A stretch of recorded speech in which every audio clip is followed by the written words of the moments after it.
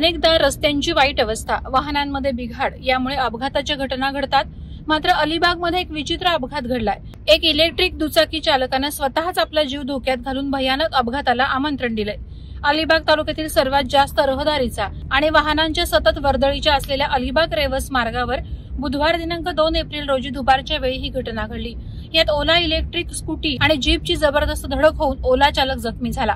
याबाबत मिळालेल्या प्राथमिक माहितीनुसार दुपारच्या वेळी ओला चालक केतन भगत वय अंदाजे 35 राहणार झिराड अलिबाग हा अलिबाग रेवस मार्गावरून रेवस बाजूला जात होता।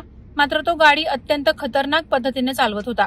वेडीवाकडी वळणं, विरुद्ध दिशेला वेगाने जात समोरून येणाऱ्या वाहनांना कट मारणं अशी स्टंटबाजी करून तो इतर वाहन चालकांचे देखील जीव धोक्यात घालत होता। त्याच्या मागेच असलेल्या एका कारमधील व्यक्तीने त्याचे हे विक्षिप्त चाळे आपल्या मोबाईलमध्ये कैद केलेत। याच दरम्यान थळ ग्रामपंचायत हद्दीतील वायशेत जवळ केतन भगत आला असता भरधाव वेगात आपली दुचाकी घेऊन गेला आणि त्याच वेळी त्याची जबरदस्त ठोकर जीपला बसली। या अपघातात केतन भगत जखमी झाला असून ही घटना देखील कॅमेऱ्यात कैद झाली आहे। तो नशेच्या अंमलाखाली असल्याचं प्रत्यक्षदर्शींनी सांगितलं।